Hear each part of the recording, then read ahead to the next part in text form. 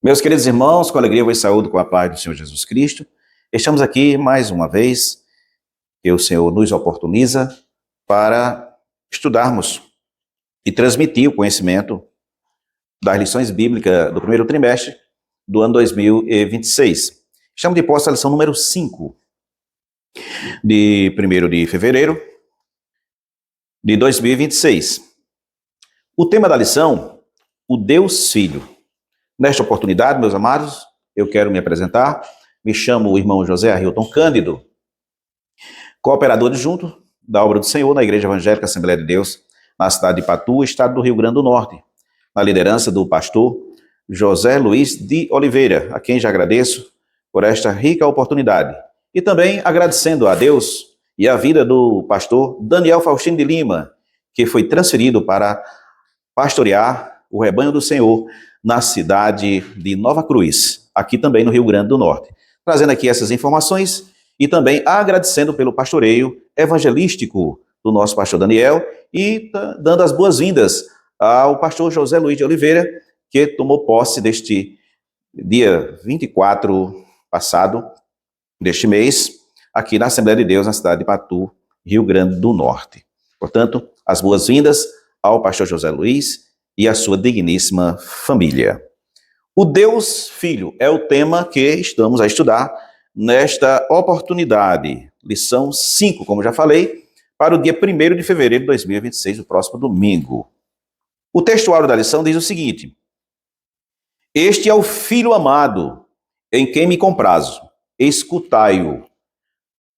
Evangelista Mateus, capítulo 17, versículo 5, parte B.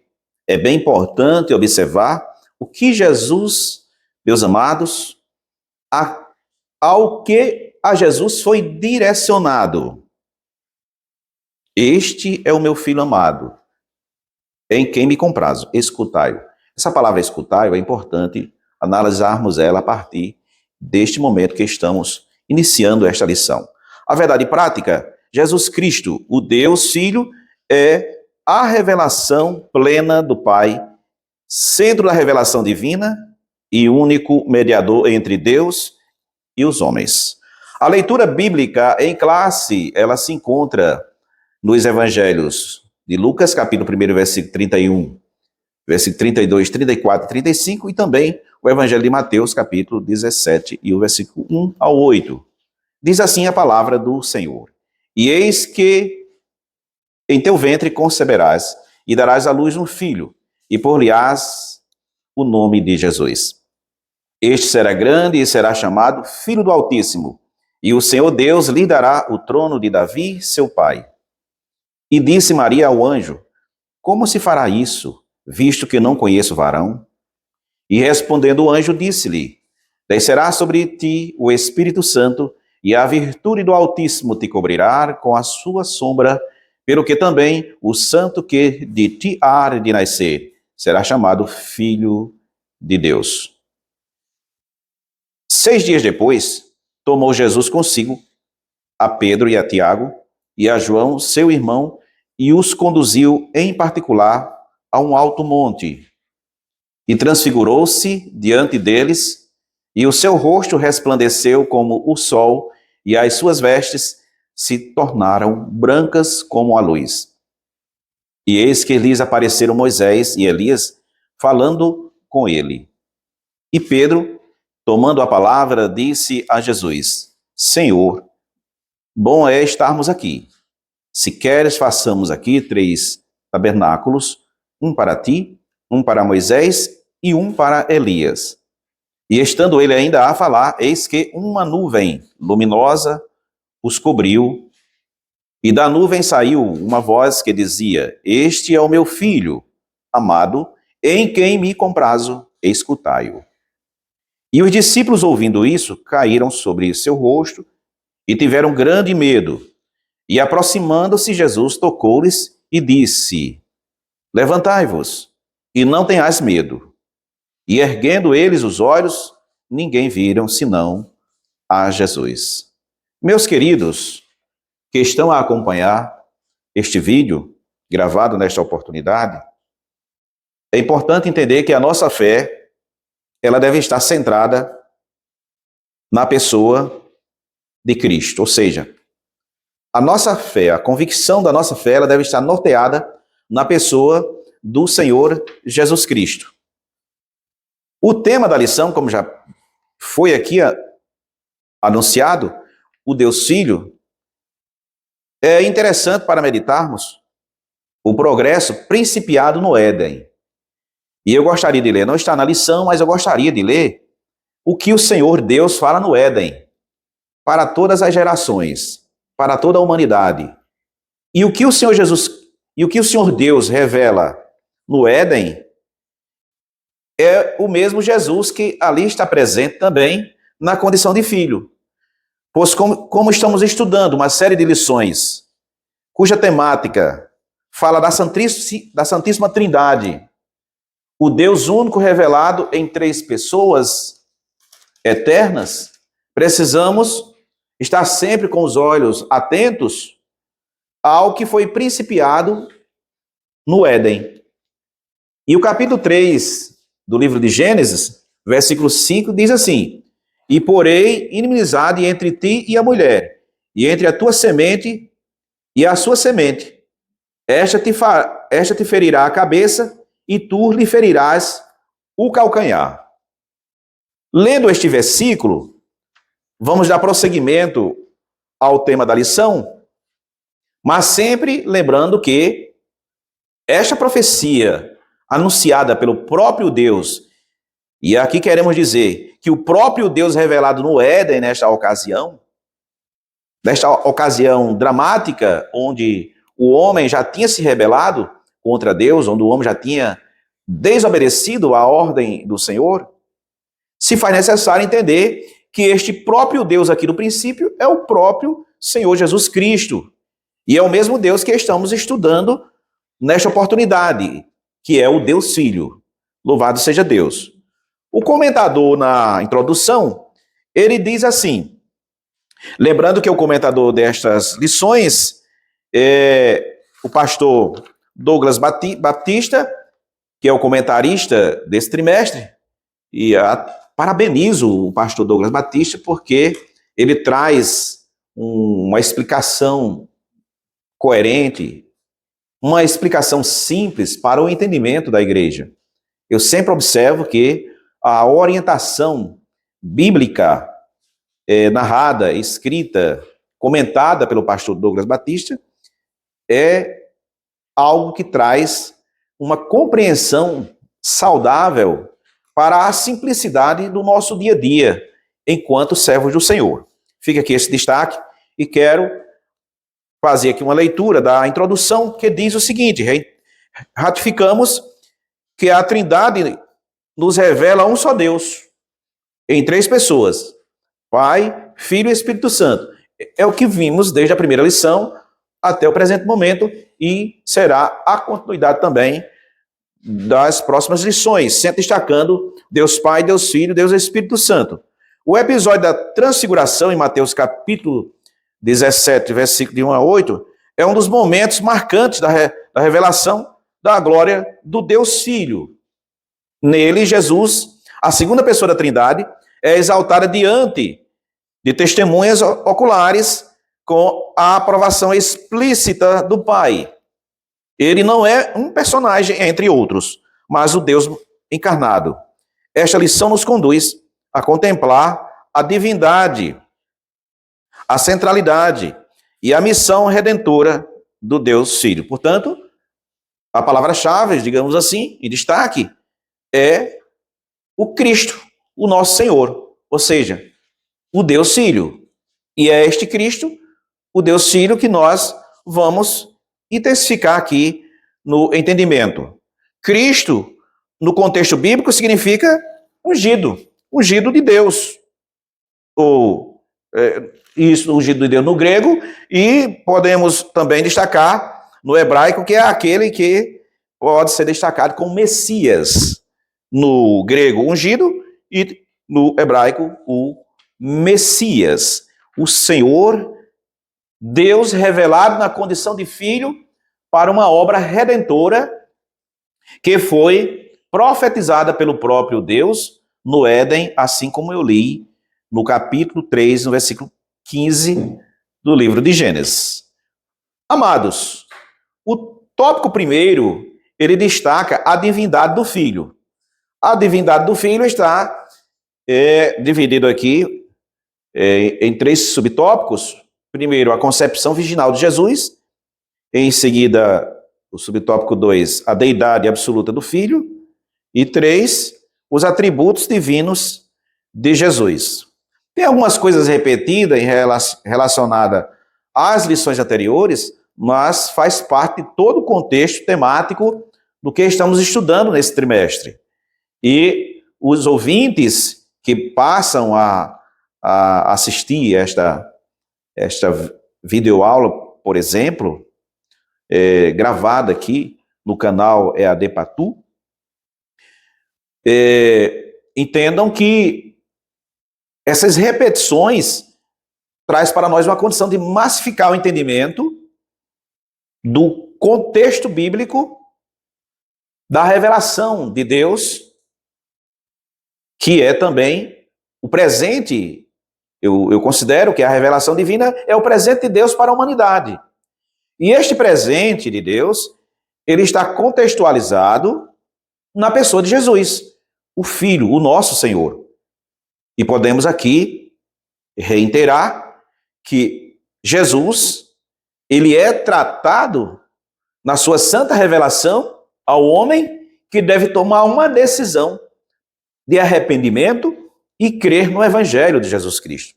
Crendo no Evangelho de Jesus, está crendo no próprio Filho, e crendo no Filho, está crendo no próprio Deus, e crendo no Filho, no próprio Deus, está crendo na revelação do Espírito Santo para a humanidade. Portanto, a concepção virginal de Jesus. A concepção do Senhor Jesus foi um ato miraculoso. Sobre isso, o anjo Gabriel explicou à Virgem: descerá sobre ti o Espírito Santo e a virtude do Altíssimo te cobrirá com a sua sombra. De acordo com o Evangelho de Lucas, capítulo 1, versículo 35, parte A. O texto sagrado afirma que Jesus seria concebido pela ação do Espírito Santo e pela sombra do poder de Deus. A expressão sombra, no grego, refere-se à presença divina, de acordo com o Êxodo capítulo 40, versículo 35. Assim, o Espírito Santo está vinculado à sombra da virtude. No grego, conforme já falamos da interpretação do grego. Ou seja, ao poder de Deus. Isso indica que a presença poderosa de Deus repousou sobre Maria, de modo que o menino concebido pelo Espírito Santo seria chamado de Filho de Deus. Lucas capítulo 1, versículo 35, parte B. Dessa maneira, observa-se nesse evento a manifestação da Trindade, o Pai, o Filho de Deus e o Espírito Santo. Na concepção virginal, aqui é revelado a ação de Deus para o nascimento de Jesus Cristo.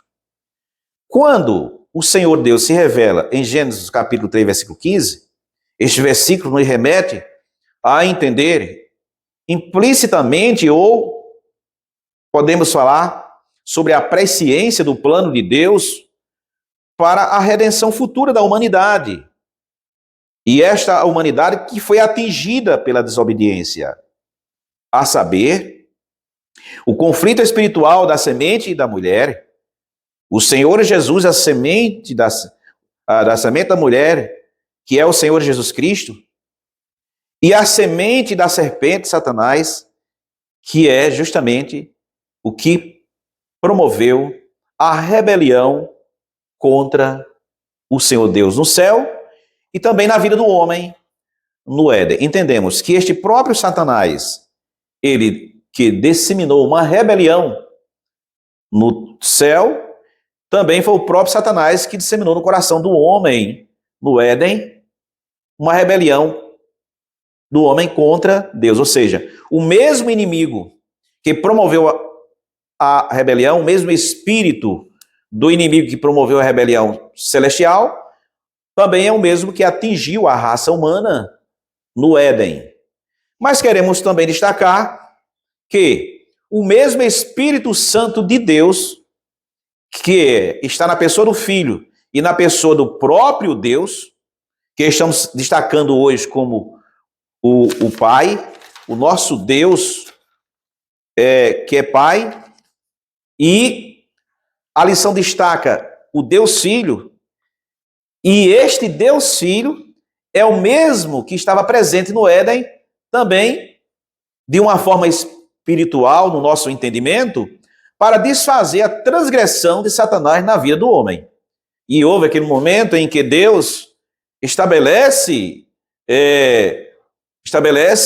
regras, tanto para o homem como para a mulher e para a serpente. E a serpente nos dá a entender que o Senhor falou da promessa da semente da mulher, que é Jesus Cristo Salvador, que havia ou haveria de nascer para a redenção da humanidade. Mas aí fica uma pergunta interessante. Do Éden ao tempo em que nasceu Jesus, a humanidade não teve a oportunidade de salvar? Teve sim, nós vamos ver aqui. Porque teve o tempo representado pela lei, o tempo representado pelos profetas, e hoje o tempo representado, o tempo da graça, pelo próprio Cristo, pelo próprio Senhor Jesus Cristo. E em todo esse tempo, a ação do Espírito Santo passou a promover o entendimento da redenção da humanidade.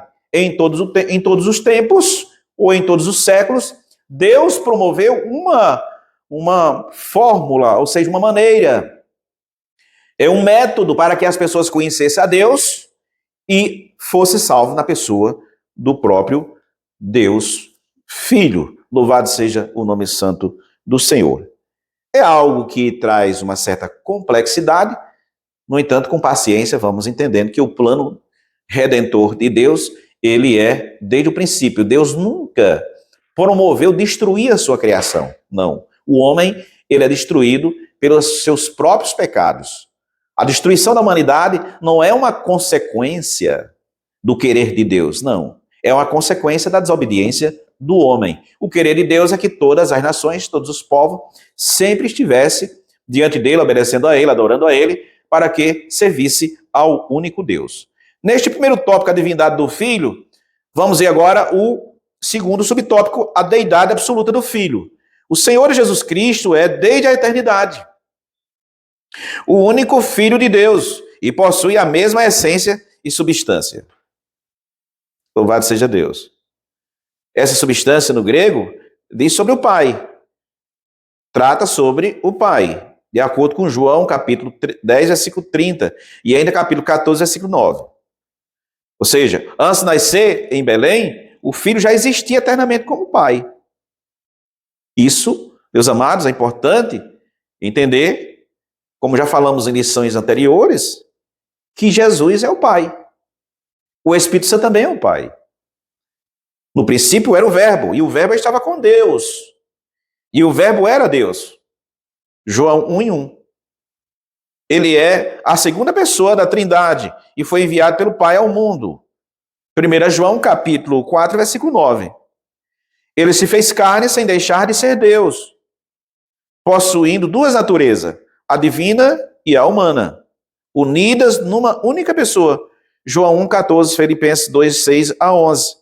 Essa união das duas naturezas é sem confusão, sem mudança, sem divisão e sem separação, de acordo com o que foi decidido no Concílio de Calcedônia, 451 depois de Cristo. Ele é verdadeiro Deus e verdadeiro homem, expressão maravilhosa que sempre devemos estar com ela em nossa mente. Jesus é verdadeiro homem e o verdadeiro Deus. Verdadeiro Deus na sua existência eterna. Sempre existiu. E verdadeiro homem porque foi o homem perfeito. O homem Adão, ele não foi perfeito. Ele pecou, ele desobedeceu. Mas Cristo, como verdadeiro homem, ele não pecou, ele não desobedeceu. E cumpriu o amor de Deus. O que é cumprir o amor de Deus? O amor de Deus em Jesus Cristo é a obediência que foi verdadeiramente,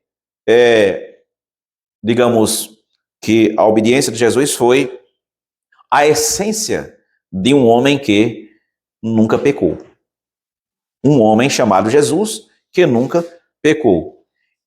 E este homem chamado Jesus que nunca pecou, ele nunca desobedeceu ao Pai. Portanto, o amor ou o cumprimento de toda a justiça está vinculado à obediência do Filho ao Pai. Ou seja, a natureza de Jesus Cristo nunca foi uma natureza humana pecaminosa, mas foi uma natureza da obediência a um plano redentor concebido por meio da promessa de salvação à humanidade caída na pessoa de Jesus. E este homem Jesus, nascido de mulher, ele, sendo Deus e homem, Jesus é o único mediador entre Deus e a humanidade. Eu quero destacar aqui que nenhum ser humano pode tomar para si mediadores, ou seja, a fé do homem ela tem que estar vinculada na pessoa de Jesus Cristo. Jesus é o único mediador entre Deus e os homens. Nós não podemos terceirizar a nossa fé. Nós não podemos colocar a nossa confiança em outros nomes ou em outros personagens, muito menos criar para nós deuses estabelecidos pelo engano dos homens.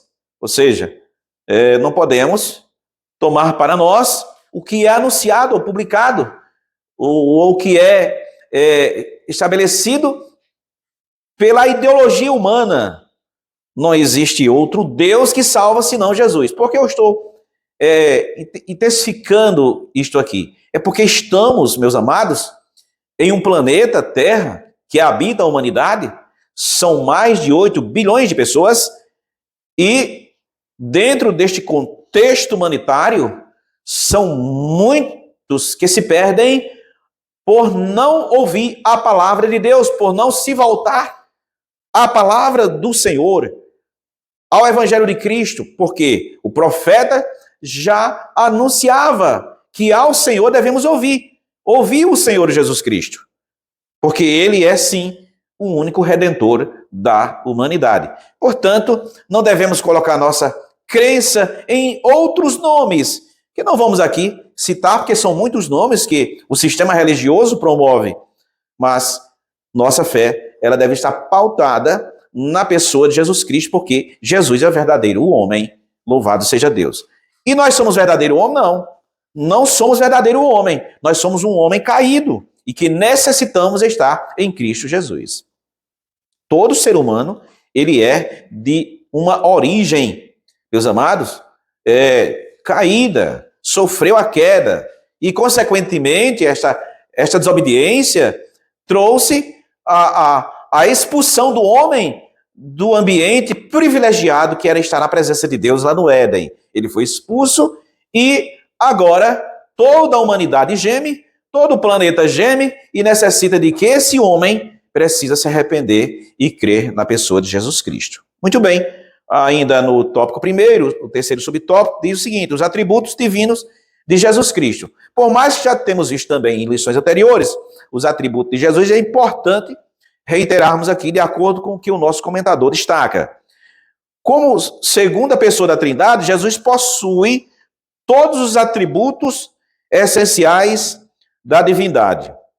Entre eles, citamos eternidade. Jesus foi sempre eterno.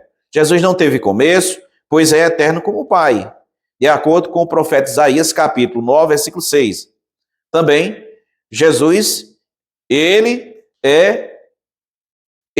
na sua essência, o Senhor é um Deus imutável. Ele é dotado de imutabilidade. Cristo, sendo Deus, não muda em seu ser ou caráter. Existe uma expressão, meus amados, que eu não faço guerra com isso, eu apenas converso com alguns irmãos e tem pessoas que defendem isso que eu vou dizer, mas eu não concordo. Por que eu não concordo? Porque o Senhor Deus, ele é princípio. As pessoas, às vezes, quando estão em aflição, resolvendo suas demandas diárias, escutamos muito isso nos hospitais, quando nós estamos visitando, trabalhando o nosso papel de capelania hospitalar, e escutamos muitas pessoas ansiosas e passam a dizer assim: a última palavra é a de Deus. O médico disse que não ia dar certo, mas deu tudo certo, porque a última palavra é do Senhor Deus. Eu não uso esse termo, eu não gosto de usar essa expressão que a última palavra é do Senhor. Eu ensino os irmãos e digo sempre no seio da minha família: a palavra do Senhor é a primeira, e ela não será revogada. Em tudo o Senhor Deus estabeleceu um princípio. Pois, por exemplo, se eu vou para o hospital doente e o médico me desenganar de uma determinada doença e me dá 3 dias de vida ou 3 meses, e de repente aquele quadro muda, não é que a última palavra foi a do Senhor. Não é isso? Mas foi a primeira, foi uma promessa que ele deu para que aquela vida pudesse ainda permanecer alguns dias no seio da família, no ambiente da igreja, para quê? Testemunhasse do Senhor Deus Todo-Poderoso. Só quem não compreende isto é quem não tem Jesus no coração. Porque Jesus não cura só os crentes. Jesus cura qualquer pessoa de acordo com o seu querer. Ele cura também as pessoas que estão ainda sem Jesus para que elas possam ainda testificar da bondade de Deus. Mas há pessoas que o Senhor Deus resolve concluir os dias dela na terra mesmo no leito. E muitas pessoas passam a confessar a Cristo Jesus no leito. E há outros que partem conscientemente, sabendo que Deus é Deus, mas não confessa a Ele como o único suficiente Salvador. E eu posso dizer que isto é algo muito triste para a vida desta pessoa. Portanto, meus queridos, o Senhor ele é imutável, é um atributo divino de Cristo, porque ele sendo Deus, ele não muda em seu caráter. Também, outro atributo do Senhor Deus é onipresença. Jesus declarou sua presença universal. Jesus está em todo lugar. Porque os olhos do Senhor estão em todo lugar. Em vez em quando, recebemos aquelas mensagens de convite, de propostas, às vezes propostas comerciais, propostas que não cabem no nosso contexto dia a dia, e percebemos que são pessoas que estão a enganar as outras pessoas.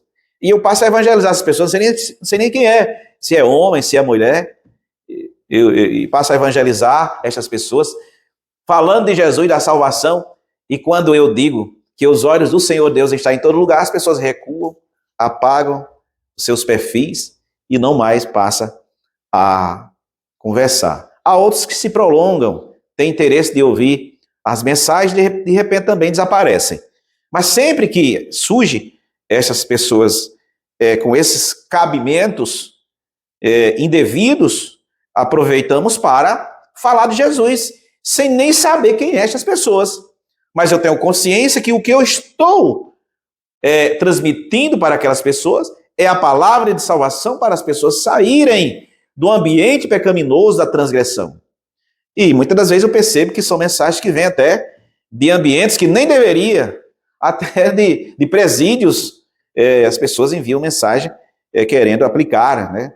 Aplicar os devidos golpes, mas essas oportunidades, eles escutam o evangelho de Jesus Cristo. Por quê? Porque o Senhor, ele é onipresente.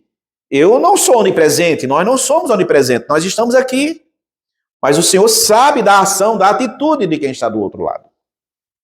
Muito bem, eu recheei aqui com esse pequeno testemunho, porque eu acho maravilhoso falar para as pessoas que estão em conflito espiritual, deixando que o inimigo destrua. E quando a mensagem chega, as pessoas passam a refletir e entender que eles estão em um caminho de destruição e de morte. Pois a palavra de Deus, ela nos revela que há caminhos para o homem que parece bom, mas o fim é de destruição e de morte. Também, o comentador destaca aqui esse tópico, o subtópico 3 do primeiro, que o Senhor, ele é onipotente. A onipotência de Deus, nada é impossível para ele. Tudo o Senhor pode. Tudo o Senhor pode fazer. Não de acordo com o meu querer, mas de acordo com a sublime vontade de Deus. Porque o Senhor, ele é soberano.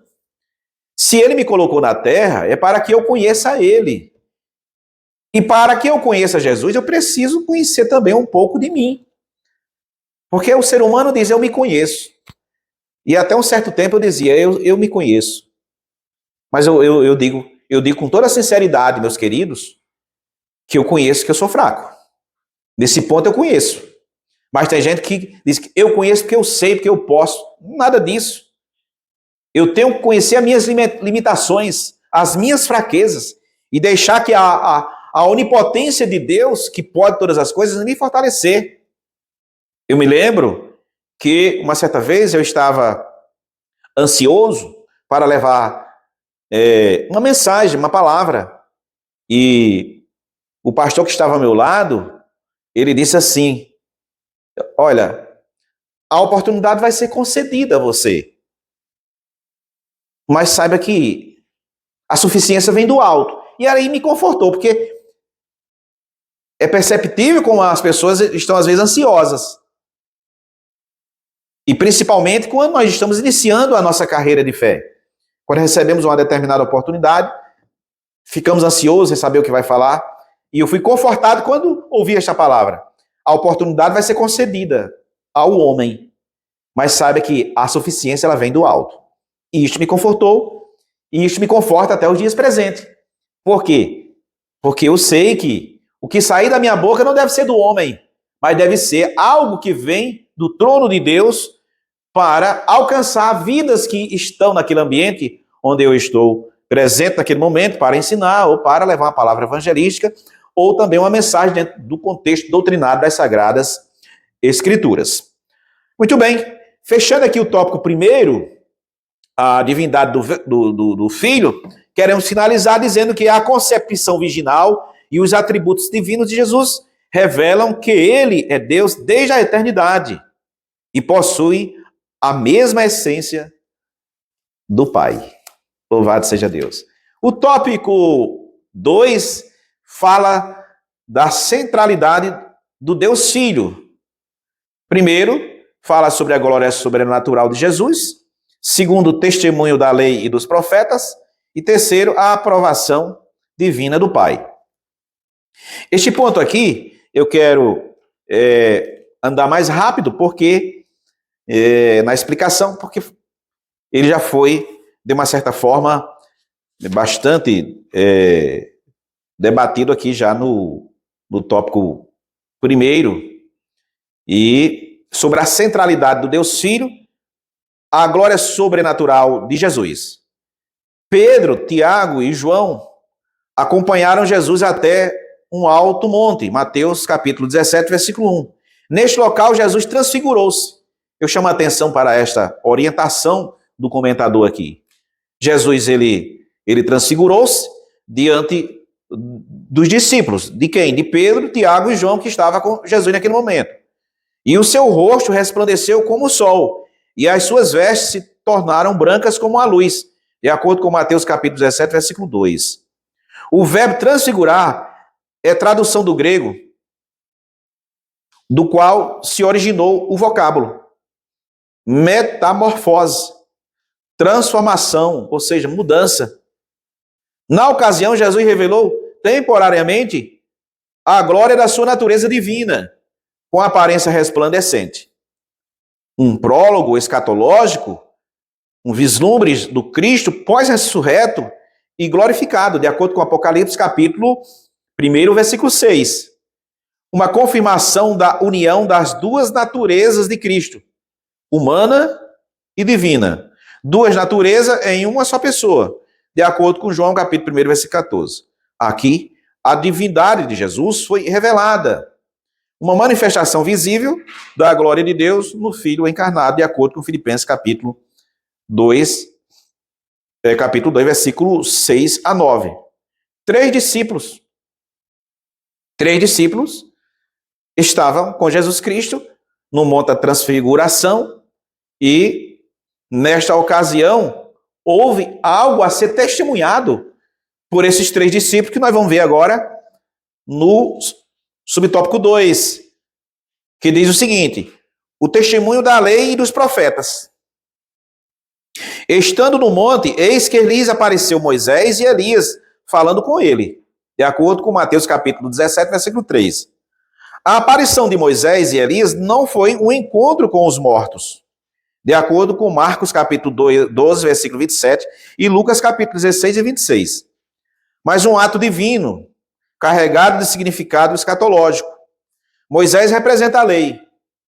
Prestemos atenção neste posicionamento aqui do comentador para o nosso entendimento. Moisés representa a lei. Ele é o mediador da antiga aliança, o legislador do povo hebreu, de acordo com Êxodo capítulo 24, versículo 7 e versículo 8. Sua presença indica que toda a lei aponta para Cristo. E quem cumpriu a lei? Foi o próprio Senhor Jesus Cristo. Também em seguida, destaca-se Elias. Quem era Elias? Era um profeta. Mas eu quero voltar aqui. Quem era Moisés? Era um legislador. O maior legislador que existiu em todas as épocas. Moisés, o maior legislador de Israel. Por que legislador? Porque representa as leis. Moisés era preparado por Deus para administrar o contexto de vida do ser humano de acordo com as leis estabelecidas por Deus. Portanto, Moisés era este homem. Ele legislava as leis perante o povo. Que lei era essa? A lei do seu Deus. Louvado seja Deus. Ou podemos chamar de lei mosaica, que era a lei estabelecida na época de Moisés. Outro personagem que foi visto pelos discípulos, Pedro, Tiago e João, foi o profeta Elias, que representa os profetas. Elias é o representante dos profetas. E quem cumpriu a lei? Foi Cristo. E os profetas? Também Cristo. Considerado o símbolo da proclamação profética. Sua aparição mostra que os profetas anunciavam a vinda do Messias. Esses dois personagens testemunham que Jesus é o tema central e o cumprimento definitivo das Escrituras, de acordo com Lucas capítulo 24, versículo 27. A presença deles é uma prova visível da superioridade do Senhor Jesus Cristo, de acordo com Hebreus capítulo 1, versículo 1 a 2. Portanto, meus amados, aqui está declarado, revelado, que o Senhor, Deus, ele usou deste método glorioso para que a glória dele se manifestasse, uma glória sobrenatural, se manifestasse e testemunhada por Pedro, Tiago e João, para que houvesse entendimento na vida dos discípulos e na vida da igreja posteriormente, quem é justamente o Pai. O Pai, bendito seja Deus, na pessoa do Filho. Louvado seja Deus. O terceiro subtópico fala que a aprovação divina do Pai. Também no contexto da transfiguração. A transfiguração atinge seu clímax com a voz audível do próprio Pai. Eis que uma nuvem luminosa os cobriu, e da nuvem saiu uma voz. De acordo com Mateus capítulo 17, versículo 5, parte A. A voz vinda da nuvem, símbolo da presença de Deus, de acordo com Êxodo capítulo 13, versículo 21, ecoa as palavras já proferidas no batismo de Jesus, que já vimos também em lições anteriores. Esse é meu filho amado, em quem me comprazo. Mateus 3, 17 e ainda capítulo 17, versículo 5, parte B. Essa repetição é significativa. O Pai confirma que Jesus é o seu Filho eterno, não apenas em missão redentora, mas em natureza divina. A expressão em quem me comprazo, do grego, revela que o Filho é aquele em quem o Pai se deleita, ou seja, em quem está todo o seu prazer, de acordo com o profeta Isaías capítulo 42, versículo 1. A voz do Pai é uma afirmação da centralidade de Cristo, João 14,6, e sustenta a doutrina da Trindade, em que o Filho é Deus, gerado pelo Pai e consubstancial com ele, de acordo com João capítulo 14, versículo 9 e 10. Aqui está, meus queridos, esta orientação sobre a centralidade do Deus Filho, em quem devemos crer verdadeiramente. Todo cristão, todo crente em Jesus, ele deve nortear a sua fé na pessoa do Filho Jesus, que é o próprio Pai, é o próprio Deus, o próprio Senhor. Encerrando o tópico 2, diz assim: na transfiguração, Cristo é confirmado pelo Pai como centro da revelação e cumprimenta, e é o cumprimento da lei e os profetas. Em Jesus está cumprido toda a lei e os profetas. Algumas pessoas fazem uma série de questionamento, a estudos teológicos hoje para todo tipo de gosto. Pessoas que deixam de crer no Novo Testamento para crer no Velho Testamento, é uma confusão tremenda. E não é o mérito aqui da lição. Mas eu quero aconselhar, meus amados, que você deve sim ler toda a Bíblia. Mas saiba que a revelação da salvação da minha alma, da sua vida, ela está consumada na pessoa de Jesus, porque somente Jesus cumpriu toda a lei e os profetas. A centralidade da fé do crente, ela deve ser na pessoa de Jesus Cristo. Bendito seja Deus. Claro, a Bíblia está à disposição para que os estudiosos estudem, mas se interprete espiritualmente. Veja seu contexto histórico. Veja, meus amados, o operar de Deus dentro do contexto histórico da humanidade. Mas eu também quero dizer que veja o operar de Deus na sua vida, na vida da sua casa, da sua família, na vida da igreja.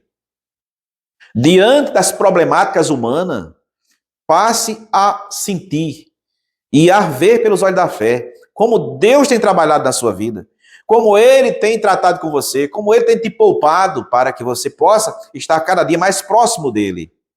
Essa é a nossa razão de viver em Cristo Jesus.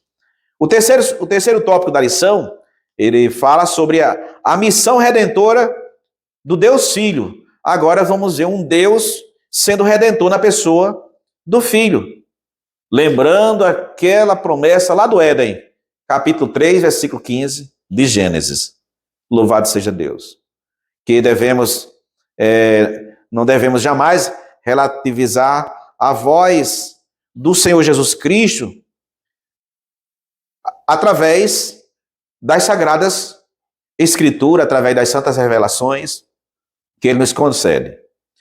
O tópico 3, a missão redentora do Deus Filho, está dividido também em 3 subtópicos. Primeiro, o Filho como revelação suprema, e nós vamos enfatizar esse assunto porque traz para nós um entendimento em quem devemos escutar.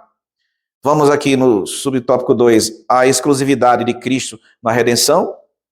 Ele é exclusivo nesta obra redentora. Não existe outros mediadores, somente Jesus. E vamos ver também o terceiro subtópico, o aprendizado pela experiência. Primeiro, o Filho como revelação suprema. Estamos falando aqui de algo supremo, de algo que tem uma autoridade suprema. Existe na Terra muitas pessoas que se classificam de pessoas grandes, pessoas supremas, mas não é nada, meus amados. Supremo só Jesus Cristo. Claro que nós devemos respeitar e orar por todos os homens, pelas autoridades constituídas legalmente. Eu falo autoridades constituídas legalmente. Se tiver uma autoridade que não foi constituída legalmente, nem precisa orar, porque essa autoridade está fadada ao fracasso, porque não está dentro dos parâmetros legais. E Deus ama a justiça, Deus ama a legalidade. Então, a Bíblia nos ensina a orar por todos os homens, pelas autoridades constituídas, mas quando se fala de autoridades constituídas, está dentro do contexto legítimo, e não um arrumadinho humanos ou coisas ilegítimas que os homens, as tramóias dos homens na terra, podemos dizer assim, para ser mais explícito nesta comunicação. Tá bom, meus amados? Portanto, se você sabe que tem alguém trabalhando de forma injusta, de forma que não foi colocado naquele lugar legitimamente, seja autoridades civis, militares ou autoridades eclesiásticas, porque tem muito isso na terra. A terra está cheia disto. E aí você vai orar para Deus cumprir com a sua justiça. Porque aquele ser que está lá, ele jamais vai ter um progresso da aprovação de Deus, porque ele está ali para a prática da deslealdade, da mentira e promoção de tudo que é de subterfúgio para que ele possa se promover e colocar pessoas debaixo de seus pés, e Deus não se agrada disto. Portanto, a transfiguração, ela é marcada também por uma ordem direta do Pai acerca do Filho. E aqui no capítulo 17 de Mateus, versículo 5, parte C, diz: escutai-o. Esta palavra escutai-o está vinculado à declaração de Deus. Este é o Filho amado em quem me comprazo. Escutai-o. Quem eu devo ouvir? Eu devo ouvir a pessoa de Jesus Cristo. Como é que eu escuto, ouvo? Como é que eu tenho capacidade de ouvir a pessoa de Jesus? É se eu estiver buscando ao Senhor dentro da legitimidade espiritual. Se a minha vida ela está pautada na palavra de Deus e eu me rendo aos pés do Senhor, dia após dia, arrependido, dependendo exclusivamente da vontade dEle, dependendo de ouvir a sua voz, dependendo da sua ação, eu estou posicionado para escutar, então, a voz do Espírito Santo. E como que o Espírito Santo fala a minha vida para que eu possa cumprir com esta ordem que eu devo escutar o Senhor, Jesus Cristo? Meu amigo, minha amiga, está na obediência. Este segredo está na obediência. Está na minha disposição de obedecer ao Senhor, e então o Espírito Santo passa a falar ao nosso coração, a se revelar para cada um de nós. E quando estamos lendo e ouvindo a palavra do Senhor, o Espírito Santo está falando ao nosso coração. Por isso que é muito importante nos deleitarmos nos cultos de doutrina, nos ensinos sistematizados da escola bíblica dominical, nos debruçar a leitura das Sagradas Escrituras, onde nós estivermos no nosso lar, tirar aquele momento de oração e de leitura da palavra, para que o Espírito Santo fale em nossas vidas. E ficarmos atentos. Quando estamos atentos, nós podemos ouvir dia após dia, todos os dias, a voz do Senhor, através de nossos membros da família, dos irmãos. Não vamos ouvir a voz do Senhor se nos reunimos para falar da vida alheia. E aí Deus não se agrada destas coisas. Mas quando nos reunimos em harmonia, para falar dos mistérios do Senhor, toda a casa é alimentada. A visita é uma alegria. A visita passa a ser uma satisfação. E assim o Senhor Jesus vai abençoando e nos enchendo da sua graça e também do entendimento sagrado. A declaração reflete o profeta, a profecia de Moisés. O Senhor teu Deus te despertará um profeta do meio de ti, de teus irmãos, como eu, a ele ouvireis, de acordo com Deuteronômio capítulo 18, versículo 15. A Escritura deixa claro que esse profeta prometido é o profeta Cristo, é o próprio Senhor Jesus. De acordo com João capítulo 6, versículo 14. E ainda Atos dos Apóstolos, capítulo 3, versículo 20. Versículo 20 ao 23 de Atos dos Apóstolos. A instrução escutai-o coloca o Filho em posição de supremacia sobre as revelações anteriores. De acordo com Lucas capítulo 16, versículo 16, João capítulo 1, versículo 17 e versículo 18. Não é Moisés a lei, nem Elias os profetas, quem deve ser ouvido, mas o Cristo, de acordo com Hebreus capítulo 1, versículo 1 e 2. Esse evento sinaliza a transição entre a antiga e a nova aliança, centrada na pessoa do Filho. Colossenses 2,17, Hebreus 10 e 1. Logo, negar a Cristo Logo, negar a Cristo, quero repetir, e ignorá-lo, ou relativizar a Cristo, ou desprezar a sua voz, é rejeitar a autoridade do Senhor Deus, de acordo com 1 João capítulo 5, versículo 12. Meus queridos, isto é muito sério. Relativizar a voz do Senhor, rejeitar a autoridade de Deus, da pessoa de Jesus, isto é muito sério.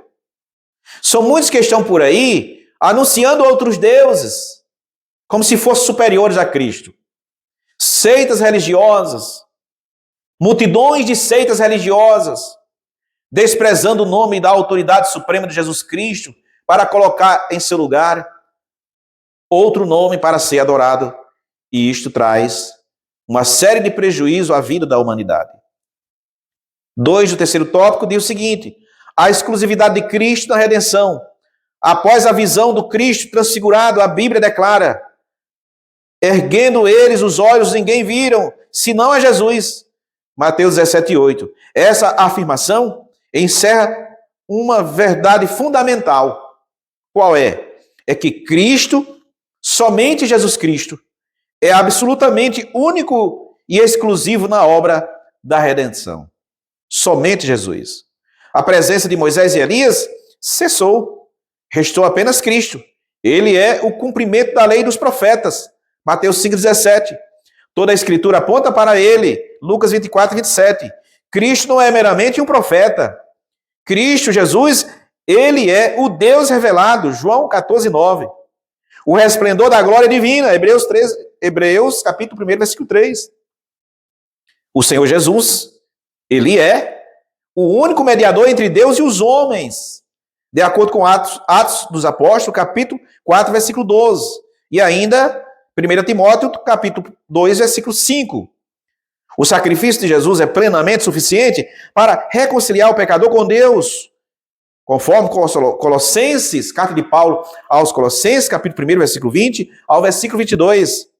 Diante de sua majestade, toda a figura da antiga aliança se desfaz. Somente Jesus permanece. É Ele que está presente. Jesus permanece na minha e na sua vida. Louvado seja Deus. Somente aqui na terra? Não, para sempre, porque Ele é Deus. Para sempre, porque Ele é o único Deus. O terceiro tópico diz o seguinte: o aprendizado pela experiência, a revelação da glória de Cristo ressurreto foi também um evento pedagógico para os discípulos. Foi uma experiência importantíssima para os discípulos. E esta experiência os fortaleceu para o futuro sofrimento de Jesus. Mais tarde, Pedro reconheceu o episódio como evidência incontestável da majestade de Jesus. Mas nós mesmos vimos a sua majestade, quando da magnífica glória lhe foi dirigida a seguinte voz: este é o meu filho amado, em quem me tenho comprazido. 2 Pedro 1, 16, 17. Portanto, a transfiguração é o vislumbre do reino, prenúncio da ressurreição, antecipação da vitória final de Cristo e o anúncio de seu triunfo escatológico sobre a morte e todo domínio. Hebreus capítulo 1, versículo 8. Hebreus capítulo 1, versículo 8 ao 12, Filipenses capítulo 2, versículo 9 a 11. E diante dessa glória, somos chamados a contemplar e adorar a Cristo com fé e esperança, de acordo com Hebreus capítulo 12, versículo 2. Encerrando esse terceiro tópico, para já concluirmos, Cristo é o único mediador e salvador. Sua missão redentora é exclusiva e plenamente suficiente. Somente Cristo é suficiente para a salvação de todo aquele que se arrepende e crê. Concluindo esta lição bíblica, o comentador destaca o seguinte: a doutrina do Deus Filho nos conduz à centralidade de Cristo na fé cristã. Sua divindade, glória e missão redentora revelam o coração do Pai e o agir do Espírito. Ele é o Verbo eterno feito carne, o único que pode reconciliar o homem com Deus. Por isso, devemos reconhecê-lo como Senhor absoluto, prostrar-nos em adoração, ouvi-lo e segui-lo em obediência, reverência e gratidão. Louvado seja Deus.